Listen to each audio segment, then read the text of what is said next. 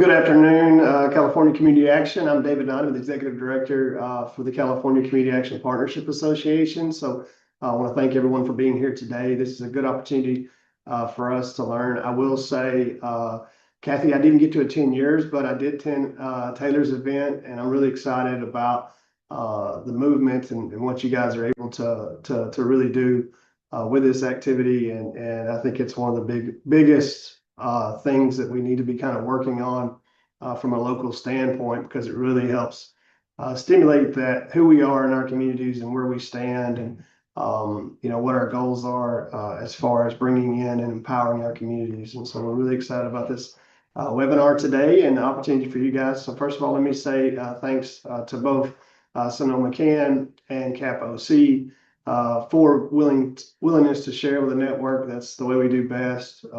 People get tired of hearing me talk, and they say, David, you've been out of an agency for about 5 years now, so what do you know? So it's always beneficial to have other folks. So this is opportunity. We're going to go through, and our panelists have a couple of things and questions they've already prepared to kind of explain so they can give us the best ideas.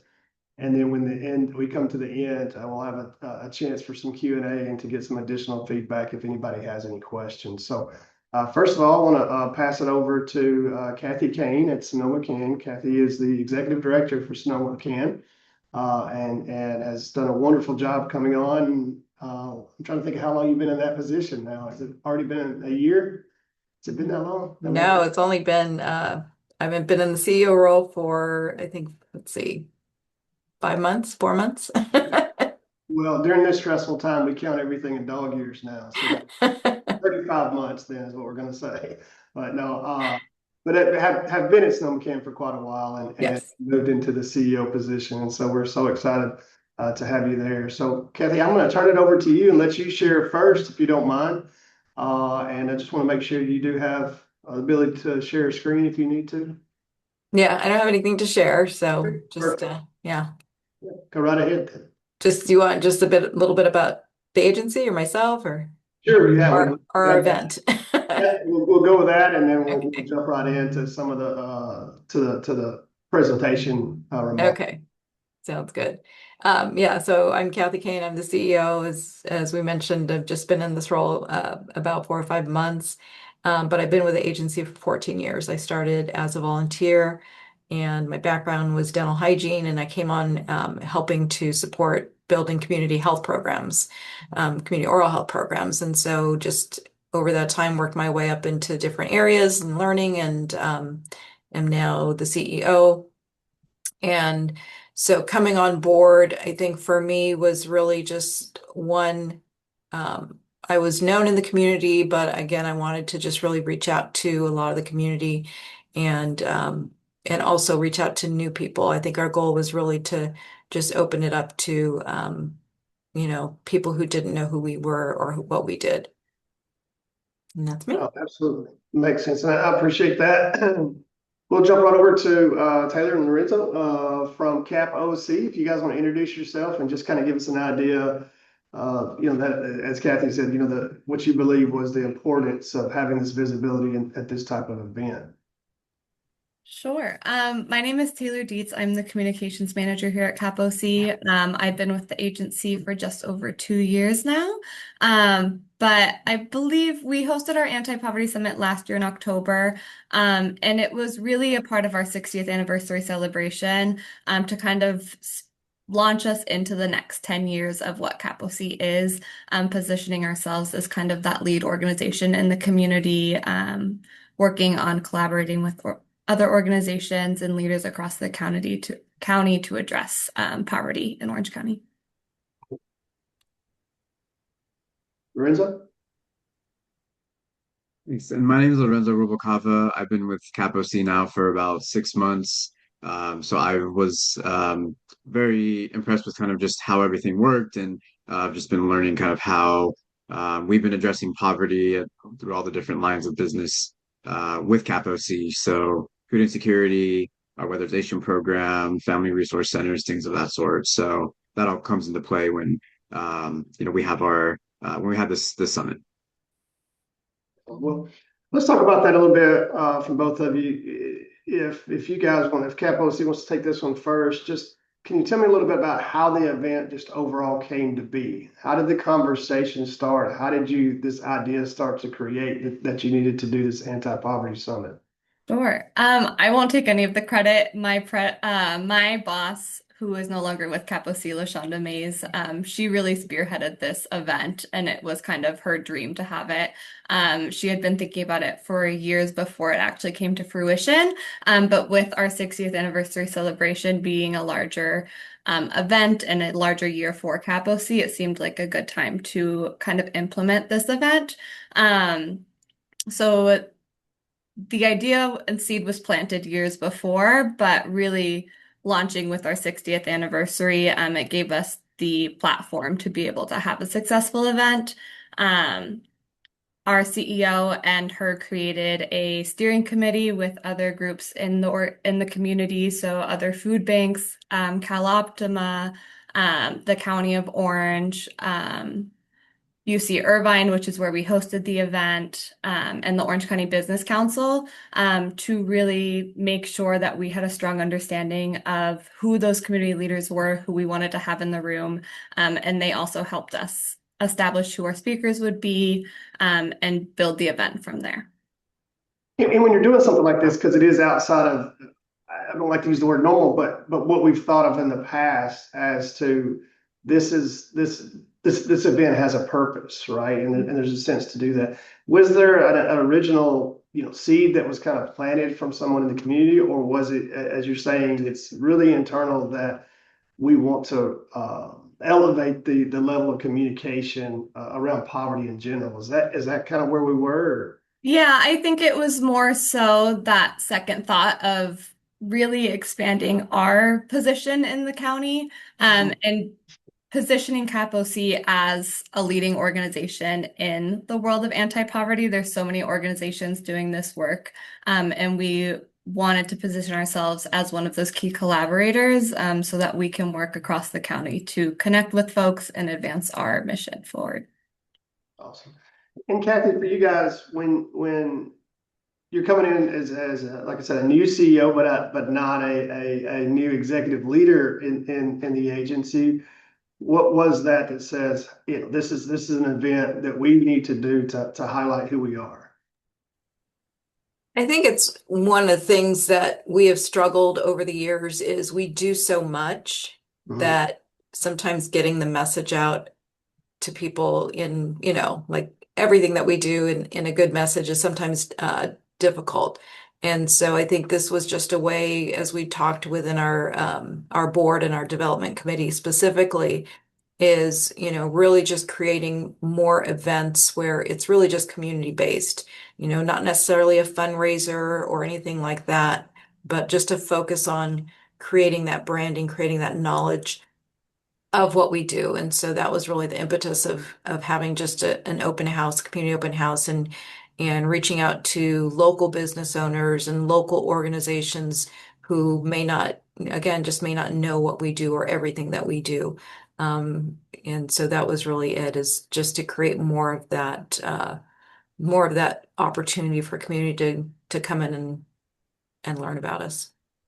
Yeah, you say a lot. I mean, we think about, I can recall multiple times where folks have said, oh, we're the best kept secret on certain things. And I'm like, well, that's kind of strange because we serve 25,000 households, or 100,000 households. So some people know us, but it's not always what we think is general public, or if you're not accessing services. So it sounds like this gave you an opportunity to say, you may never have a need to step foot into our agency, but we want to show you what it is kind of what you're driving.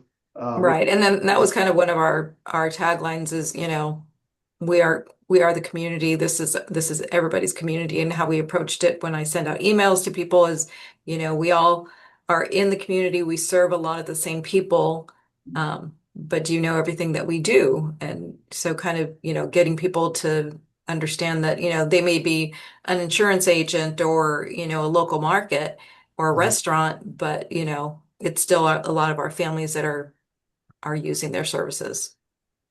So let's jump to the next part there, Kathy. Tell us about the planning process, kind of who's involved in that? How did you all set that up? Well, we didn't have really much of a budget, so whatever we did was going to be low budget. Um, so really, we just I think our biggest expense was food. We wanted to, definitely have food. Food brings people together. But really just looking at, our development team working on it and our development committee on the board, just really looking at, again, how did we want to put it together? Our communications manager worked with a lot of the social media and flyers and things like that. And really, what I think the one thing that we wanted to do was try to make it accessible for people who may not be able to come into the office. And so we actually did a virtual tour that we put out in at the same time that we were having the open house. And so our communications manager took, the previous couple of weeks and really started going to all the different sites and getting videos about everybody's sites and talking about the programs. And then I did basically a virtual tour of the office and talked about all our different programming. And so that was a way for, again, for people to join if they couldn't physically come to the event. And so I think that was part of it. But really just looking at, how do we just make this a really nice, comfortable community event? And again, just food, drink, and having staff available. So we made sure our leadership team was all going to be available for the event and plan to set up stations around the office so that we could still, have people come in and take a tour of the services. Yeah, so it sounds like the big part is scheduling. I couldn't imagine trying to get all the leaders to have the same day to be in the office and not somewhere else. That had to be a feat in itself. So you hit on the food, and that's one of the roadblocks we hear at CalCap a lot of times is trying to do events, like and having the tangible things that matter.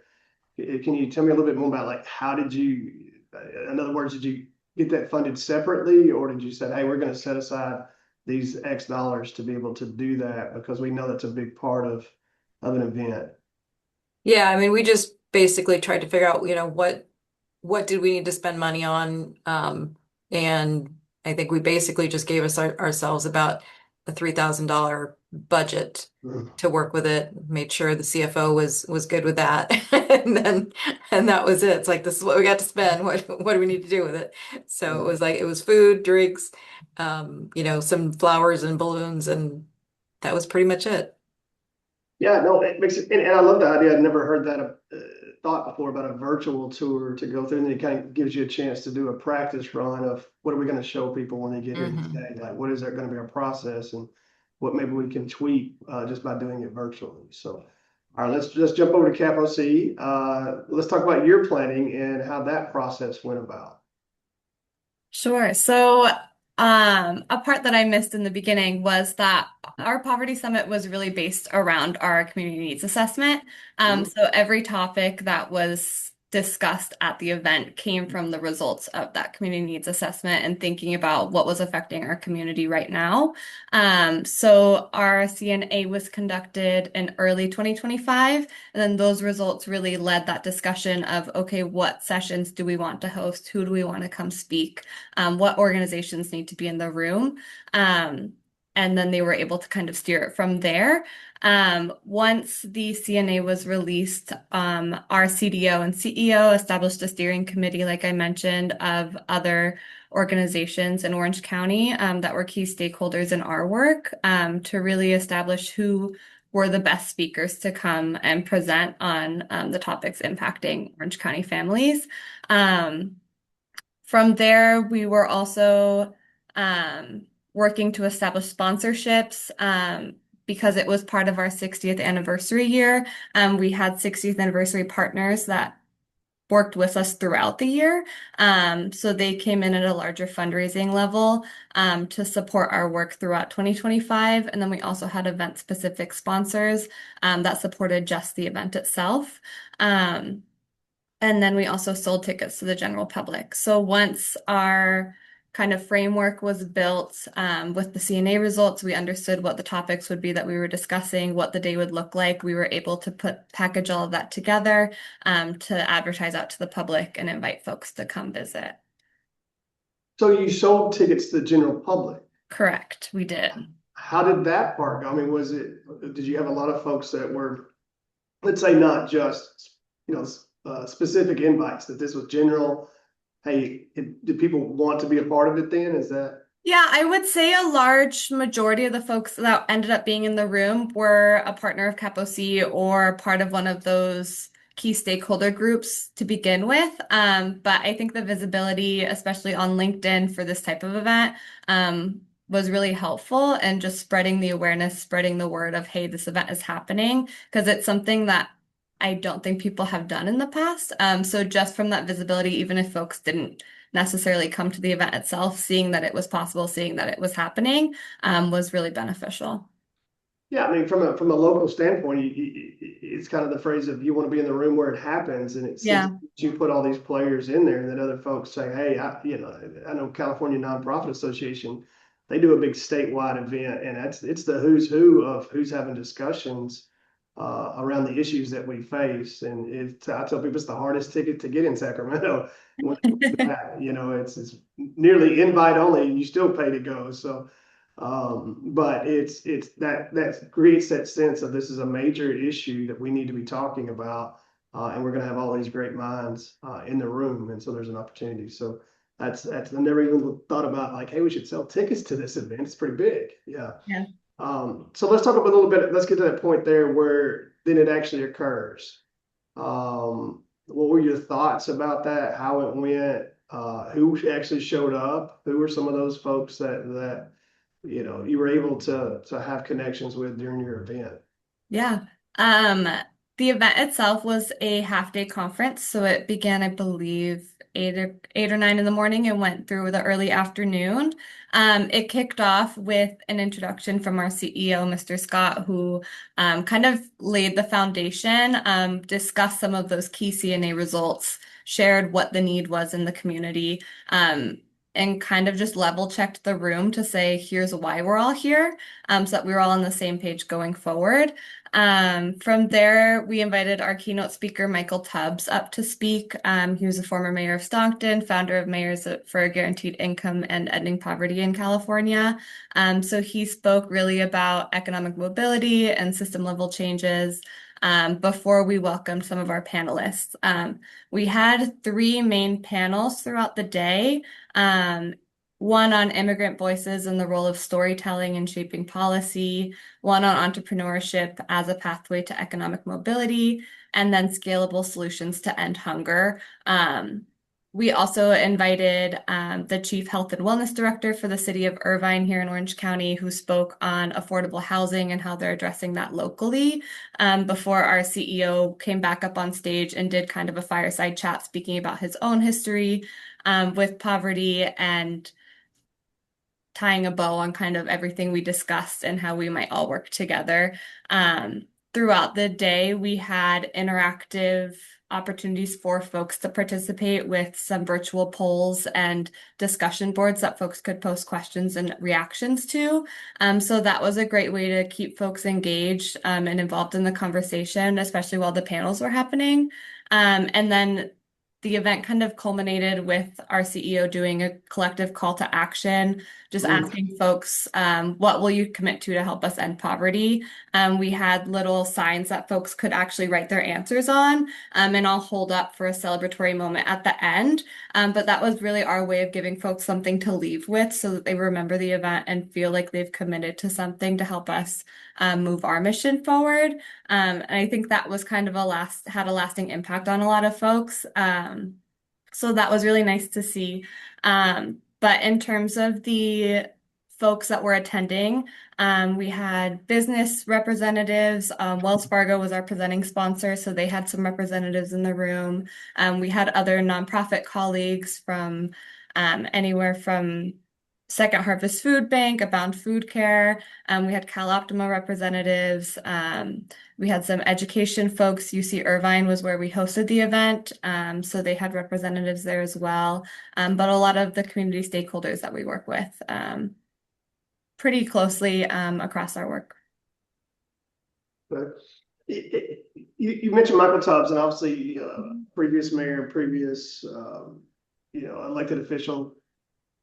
Did you guys tend to shy away and or target elected officials, or just neither? Was it just, hey, we were inviting the general community and they could come if they want?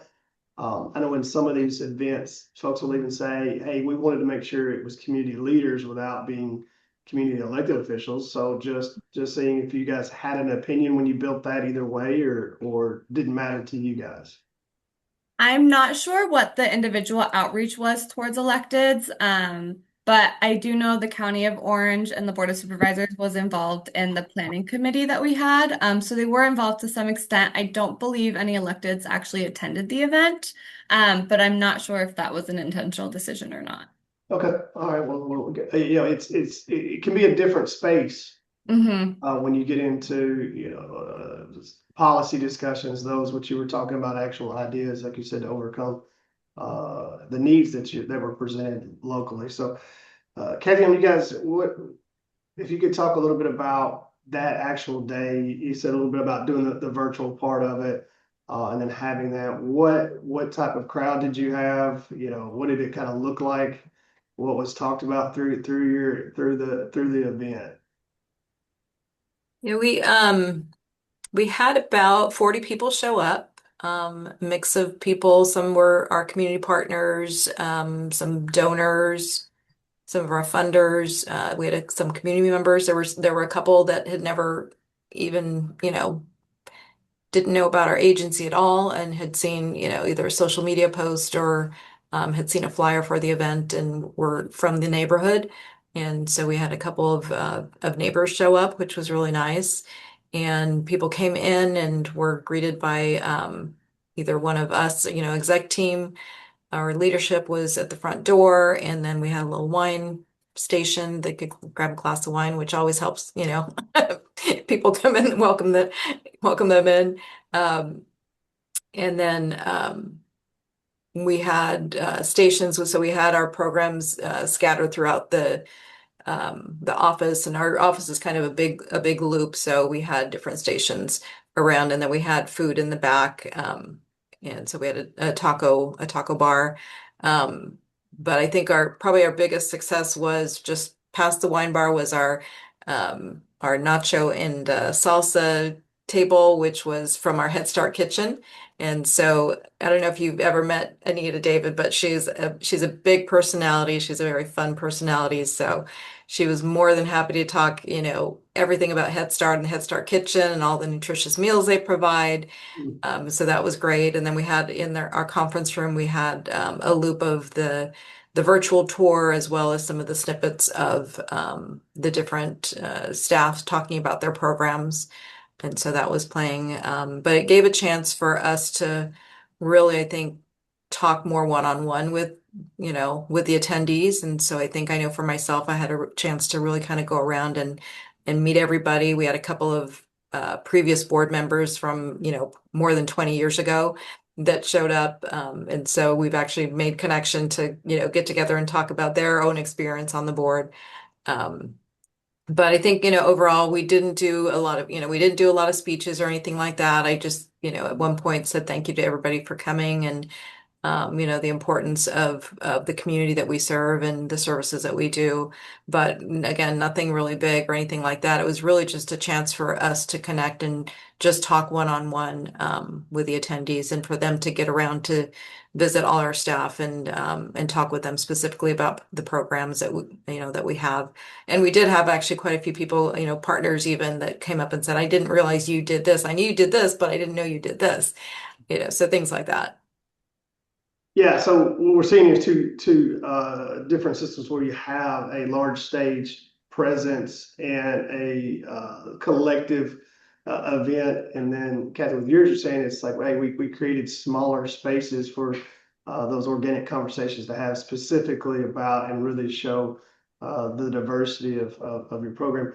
One thing I want to ask and kind of coming back is before this ever came to, one of the things I really recognize on both your organizations is your branding. You know, when you see your logo, when you see what you guys have put together, that started a long time ago, right? That those processes to lay that groundwork.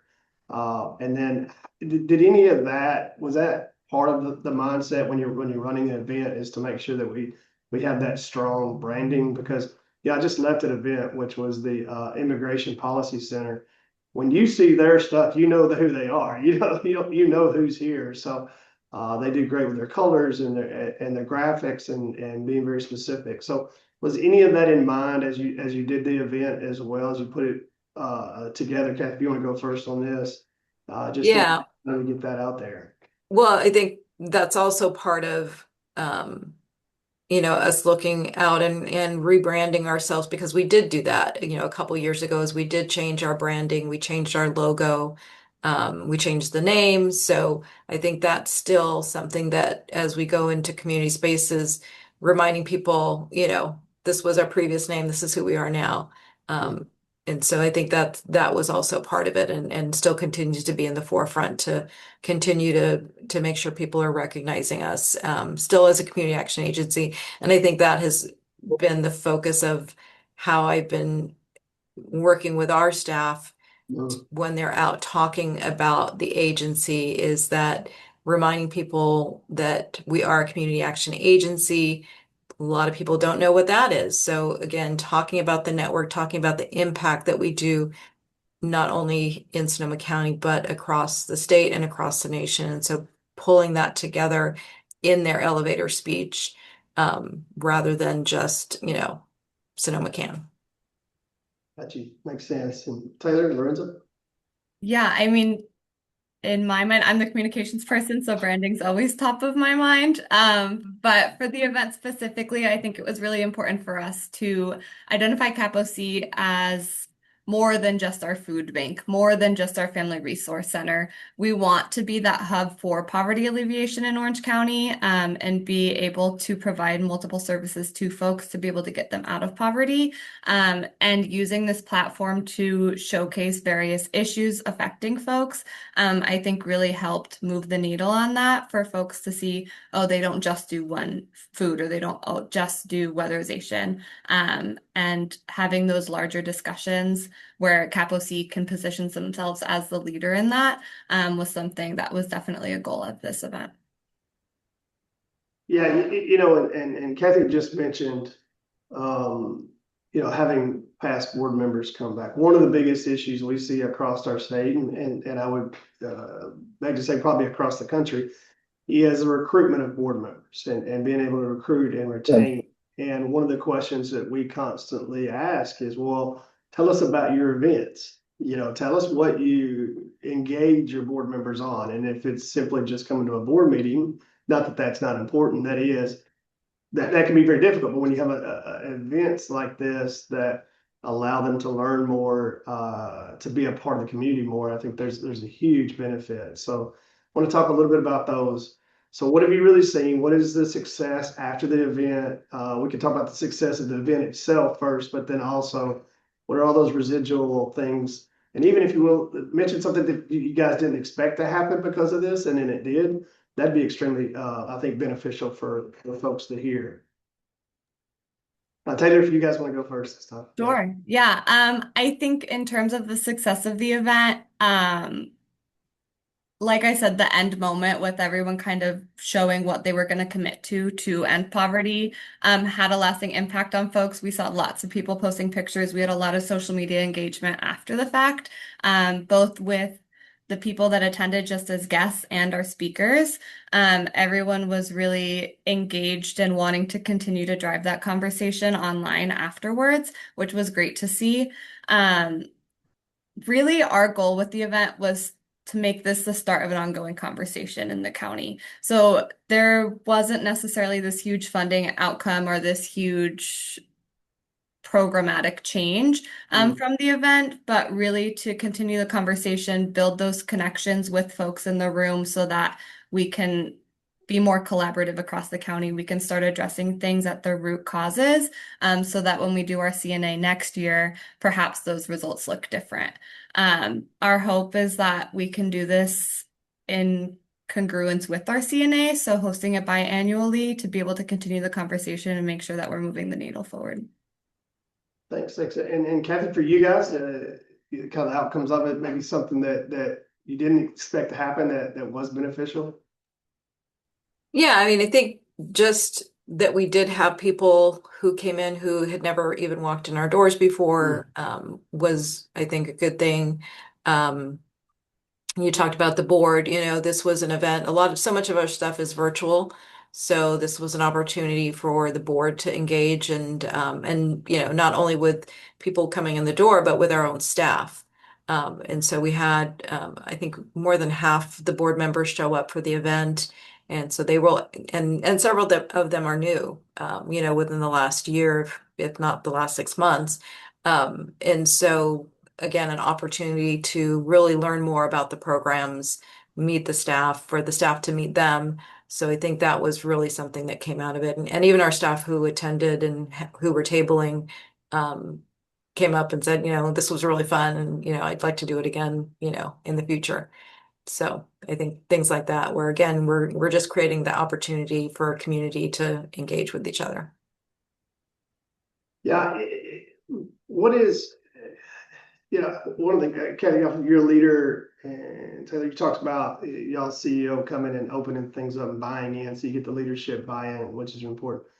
Yeah, but how do you overcome sometimes where we've never done this before? Because let's be honest, this falls under the category of other duties as assigned a little bit for a majority of your staff, right? It's not their primary job is to make sure you're hosting these events. How do you overcome, or did you need to overcome that thought that, well, how is this serving families? How is this helping? And Kathy, do you want to talk about that first? Like, how do you get that buy-in from, because it does take a lot of people. It can't just be the CEO's idea or one person's idea. It takes everybody to operate this. So did you have to overcome that kind of stuff? Did you have to get people to focus in on it?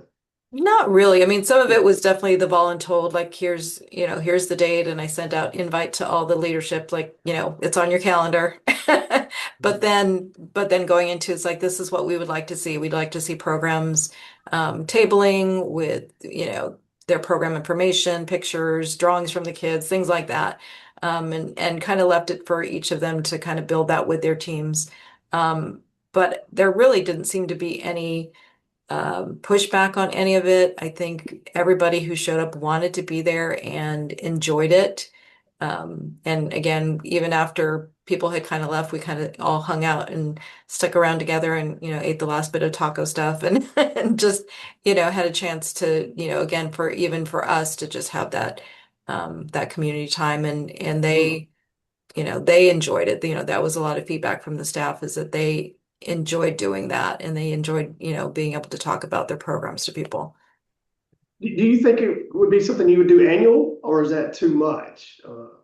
I mean, because it's such a low budget event, I would even potentially say we do it again in the fall. Okay, wow, all right. What about for you guys, Taylor? Obviously you had Gregory Scott's buy-in, your CEO. Was it everyone else just said, was it voluntold, as Kathy says, to start, and then you got to a point where people enjoyed doing it? I think most of the event was at least coordinated and planned through the development team, which our CDO LaShonda had kind of spearheaded. And we were going into the 60th anniversary knowing that it was going to be a bigger year. There were going to be events, there were going to be more asks. So I think coupling it with that helped set expectations of, it's going to be a big year. We're going to be doing these extra things. At the event itself, we had all of our directors there. Our CEO was there for the entire event. So having that leadership buy-in, I think, was kind of easy once the event was all there and everything came together. We also were able to offer some volunteer positions for staff across the agency, so folks from other departments to come help out during the course of the day, whether it's like breaking for lunch or setting up placards at the table, things like that, where they were able to have a little hand in it and be a part of it, and also hear about the speakers. So I think that helped from an agency-wide perspective as well. Awesome.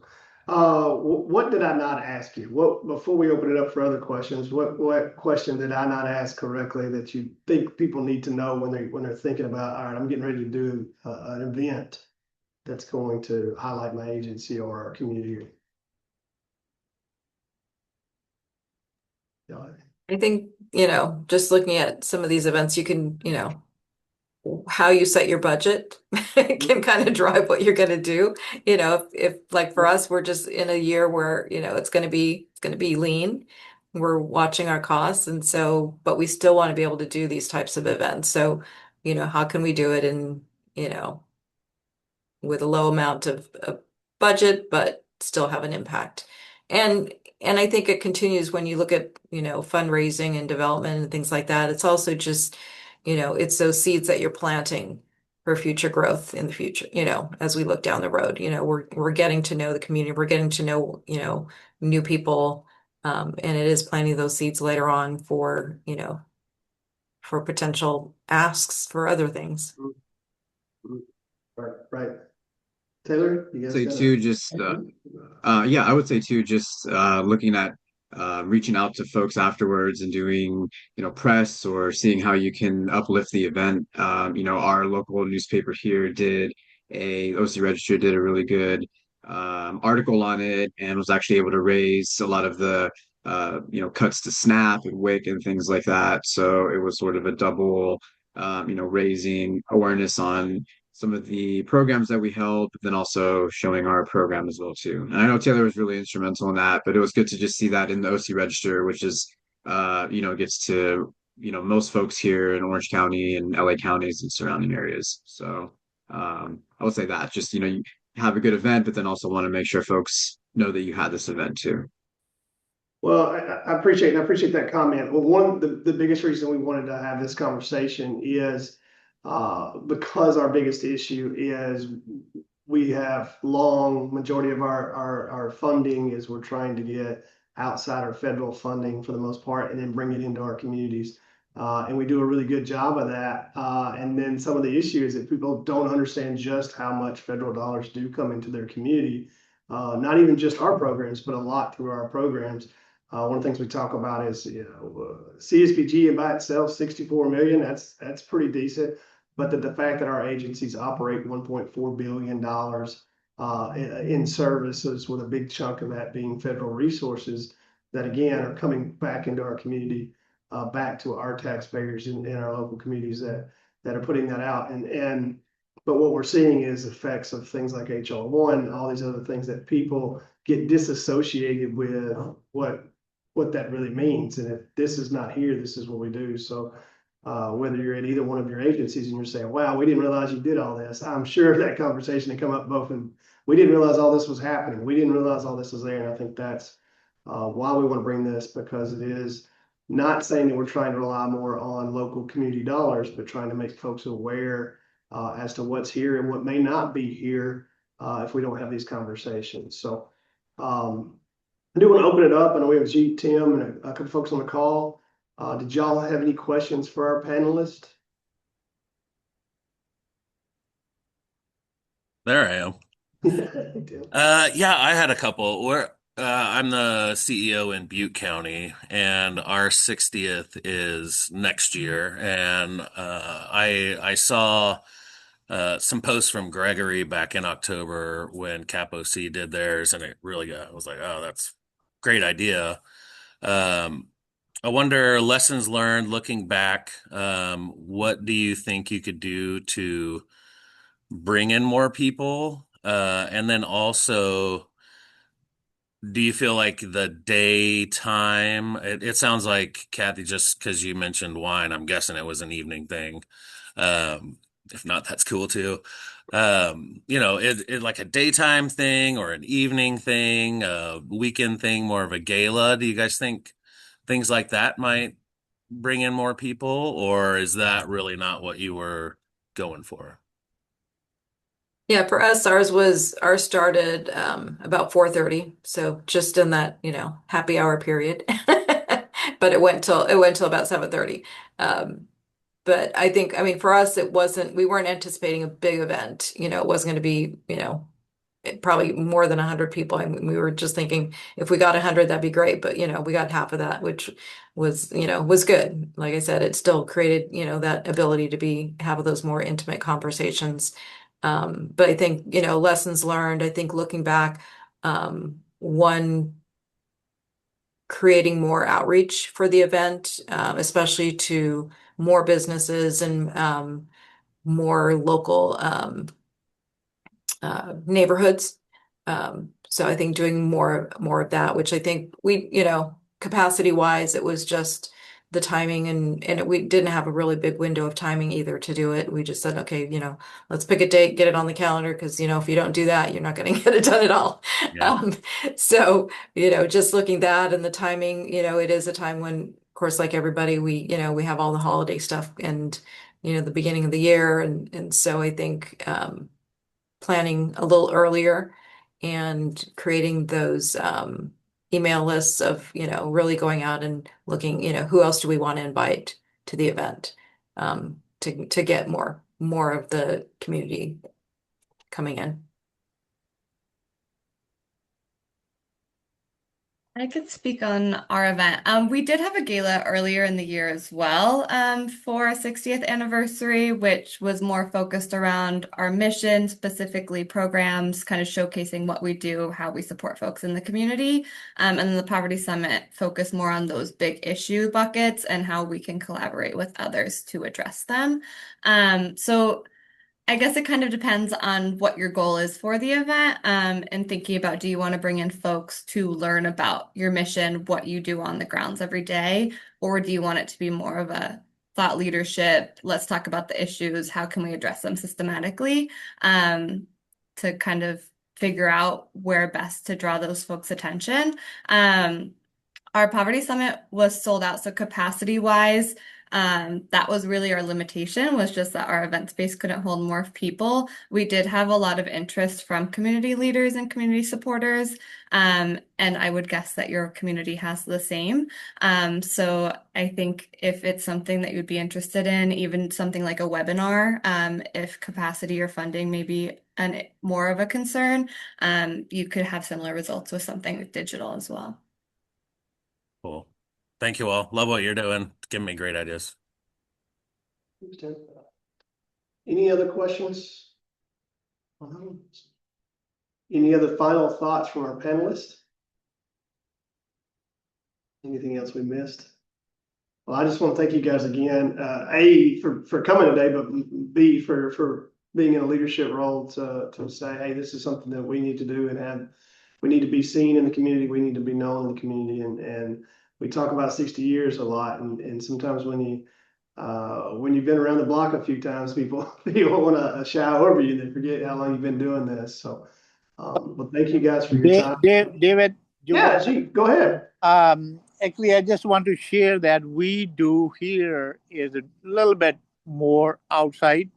And we have basically, that we have the public agency and we go outside. We have the subcontractors. So we, in the East County and the Central County and the West County. So we have each county we go to reach out to the people. So we call the people, send the flyers out, and through our nonprofit organization, and call the people, find out what they really looking for and who we are, and we introduce that way.